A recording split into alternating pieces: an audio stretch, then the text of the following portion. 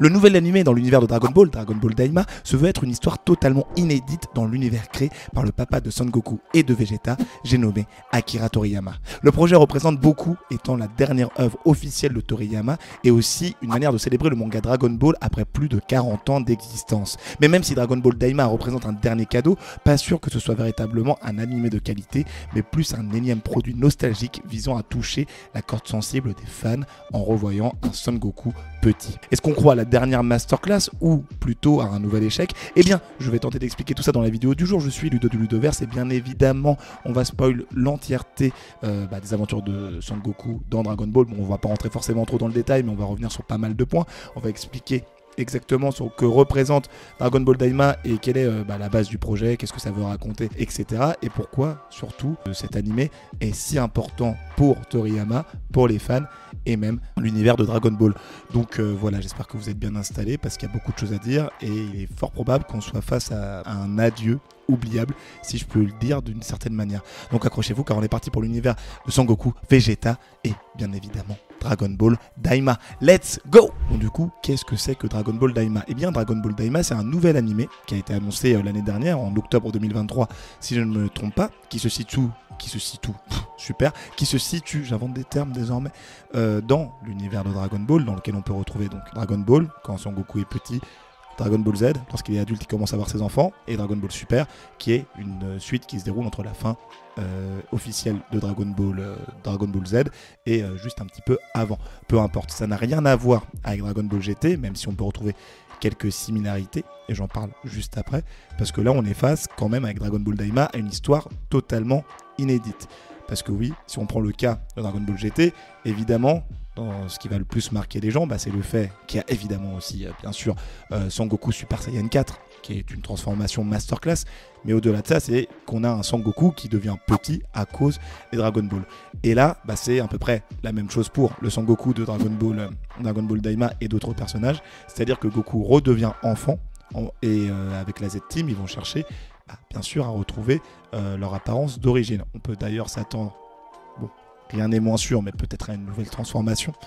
Mais je vais vous expliquer d'ailleurs pourquoi dans pas longtemps. Enfin, même tout de suite d'ailleurs, pourquoi cette nouvelle transformation semble peu probable, ou plus ou moins probable si on peut dire, parce que l'animé Dragon Ball Daima, il se déroule soit avant Dragon Ball Super, soit après Dragon Ball Super. Et c'est là-dessus où il y a un petit délire où il va falloir en fait confirmer si c'est bel et bien le cas.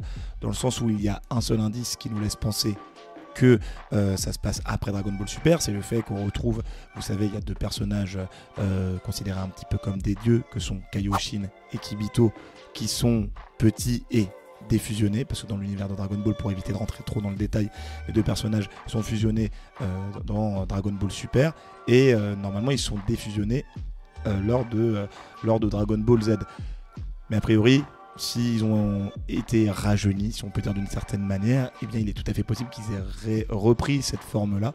Donc reste à voir si ce sera vraiment le cas ou pas du tout. Et il y a encore un petit flou par rapport à ça. Après, il est quasi sûr que la série sera bel et bien dans le canon de l'histoire, vu que le maître Akira Toriyama a travaillé dessus. Donc c'est-à-dire qu'elle va s'inclure officiellement et sera cohérente avec l'entièreté de l'histoire de Dragon Ball. Donc a priori, ce sera bel et bien le cas. Mais concernant du coup l'histoire, pour rentrer plus dans le détail de Dragon Ball Daima, il y a pas mal de choses à dire parce que comme je le disais, Goku et la Z-Team, donc tous les amis de Goku avec lesquels il a pu se battre l'un contre l'autre ou même côte à côte, eh bien ils se sont retrouvés tout petits à cause donc des Dragon Ball et de Shenron, le dragon qu'on invoque grâce au Dragon Ball. Bon, je réexplique parce que peut-être que certaines personnes ont loupé quelques épisodes, mais voilà. Et donc tout ce qui est Tortue Géniale, Krillin, Piccolo, Vegeta, Bulma, etc. sont redevenus des enfants. Et Goku, donc avec le Kaioshin, le dieu que je vous ai présenté juste avant, vont normalement partir en quête pour retrouver leur apparence d'origine, parce que c'est pas normal qu'ils se retrouvent comme ça. Ils se demandent pourquoi cela arrive, et ils sont bien évidemment aidés par Vegeta et le reste de la Z-Team. Donc à voir où ils vont aller, même si a priori il a été annoncé clairement avec un petit poster qu'ils vont se rendre dans le royaume des démons. Endroit qui n'a d'ailleurs jamais été exploré par Goku et ses amis, même si il y a quand même eu des teasings par rapport à cet endroit-là qui pouvait pas mal intéresser la populace et les fans que nous sommes. Et on sait que derrière tout ça, il y a 2 à 3 méchants a priori, qui tirent les ficelles dans l'ombre. Donc deux hommes qui semblent être deux hommes, dont un qui a une apparence de Kaioshin, et une autre femme qui semble être une Kaioshin femme, ou peut-être un démon, je ne sais quoi. Enfin bref, il y a pas mal de brouillard par rapport à ça, mais on a la trame principale, et il semble également que ces personnages-là aient un lien direct avec Majin Buu, donc Petit Buu, enfin celui que vous préférez, vous l'appelez comme vous voulez, et l'univers et le dernier arc, on va dire, de Dragon Ball Z.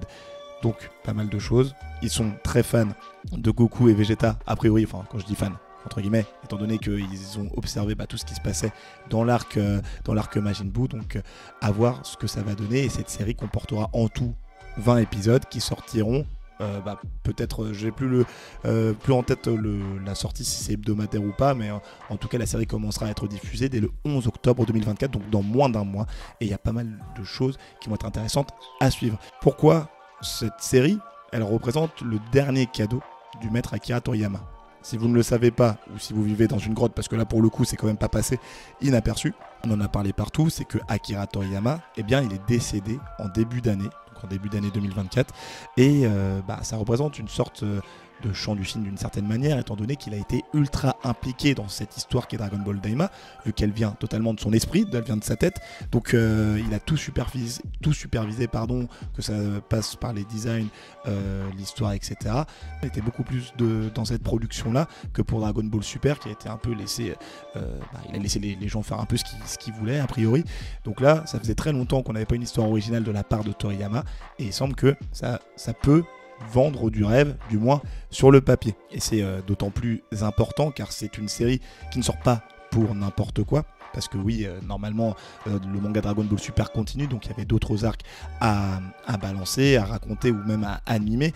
Mais là, ici, il a décidé tout simplement de faire une histoire totalement originale pour raconter de nouvelles choses et fêter donc les 40 ans de Dragon Ball. Parce que oui, le manga va fêter ses 40 ans ou a fêté ses 40 ans cette année, je ne sais plus exactement quel mot il est sorti, mais en gros le manga est débuté en 1984, donc quel meilleur moyen que de sortir un animé cette année-là pour justement fêter ça et marquer le coup comme il se doit. Donc c'est un hommage d'une certaine manière à tout le travail qui a été accompli par Akira Toriyama sur Dragon Ball, et aussi à toutes les personnes qui ont participé, on passe du côté des doubleurs, qu'on dit seiyuu en japonais, du côté des animateurs, des réalisateurs, etc. Donc vraiment il y a eu tout un environnement de personnes qui a travaillé ensemble et qui a fait qu'on a pu rêver avec les aventures de Son Goku, etc. Et surtout que y a deux choses qui marchent par rapport à cet hommage, c'est qu'avant tout il y a le retour aux sources, et d'autre part c'est qu'on explore évidemment de nouvelles choses, et il y a des nouvelles choses qui vont être dévoilées. Et ces choses-là, je vais vous les raconter, mais juste avant, abonne-toi, partage la vidéo et lâche un like, parce que ça aide beaucoup la chaîne. Si tu veux choper des produits autour de l'univers de Dragon Ball, j'en ai mis dans la description, ça m'aide pas mal, parce que tu as des petits liens d'affiliation, donc si tu cliques dessus, moi je touche une petite commission, et ça permet à la chaîne de continuer de grandir et de grossir, et d'avoir de meilleurs moyens, de meilleurs équipements, etc. Donc voilà, si tu veux m'aider à ta petite échelle, tu t'achètes ton petit produit qui te fait kiffer, et moi je perçois quelque chose. Donc voilà, fin de l'auto-publicité, comme j'aime bien l'appeler désormais. Revenons donc au fait que croire à Dragon Ball Daima, c'est, comme je le disais précédemment, le retour aux sources, car on retrouve le petit Goku, qui fait évidemment écho au début de Dragon Ball et son apparence telle qu'on l'avait découvert. Il récupère son bâton magique qu'on n'avait pas vu depuis très longtemps, ou du moins il l'avait, je sais plus exactement, j'ai un petit doute, dans Dragon Ball Super Broly. Je sais qu'il l'avait sur le poster, mais je crois pas qu'il s'en est servi dans son combat contre Broly, juste peut-être pour un combat d'exposition ou je ne sais quoi. Et il y a tout ce délire d'aventure, de quête qui fait vraiment Dragon Ball de base, où on part à la recherche des Dragon Ball, on va rencontrer différents personnages, on découvre de nouveaux endroits, et ça fait quand même un peu chaud au cœur, si on peut dire. Ça recrée un petit peu de nostalgie, et même il y a une petite connexion avec la fin du manga Dragon Ball en lui-même, avec le délire de Babidi qui cherchait, son père avait créé Majin Buu, il a essayé de contrôler Majin Buu, et au final Majin Buu il a décidé de faire comme il voulait, il a commencé à tuer tout le monde puis devenir un allié. Vous voyez, il y a quand même tout un raccord entre le début et la fin de Dragon Ball qui est quand même assez excitant, du moins sur le papier. Et puis bien sûr les nouvelles choses qui ont été dévoilées et qui vont être dévoilées, comme le royaume des démons, donc Royaume des démons, d'où vient Dabra, qui était aussi connecté énormément avec Babidi et Majin Buu, étant contrôlé par Babidi et son M, vous savez, le M de Majin Vegeta.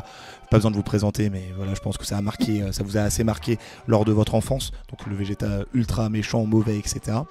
Et donc le royaume des démons, c'est de là d'où venait le petit Dabra, et c'était le roi là-bas, donc il y a quand même tout un délire, tout un environnement à visiter, de nouveaux personnages, voir comment ça fonctionne là-bas, et ça peut être quand même assez cool. Sachant qu'en plus, toutes les personnes qui ont travaillé sur Dragon Ball Daima, on a l'impression qu'elles ont voulu monter d'un niveau, de monter d'un cran même, la qualité de l'animation de cet animé qui sera a priori hebdomadaire ou plutôt saisonnier, vous l'appelez comme vous voulez vu qu'il n'y a que 20 épisodes. On tend vers une qualité d'animation qui nous fait penser énormément à la qualité des films, notamment sur les transformations, les scènes de combat. Il y a même un moment où il y a un petit flashback où on voit Goku balancer, je crois que c'est son attaque finale face à Buu avec son Genkidama final. Enfin vraiment la frame est phénoménal, et je pense qu'on va rester sur ce niveau de qualité. Donc on voit qu'il y a quand même une implication et qu'ils veulent faire quelque chose de fou.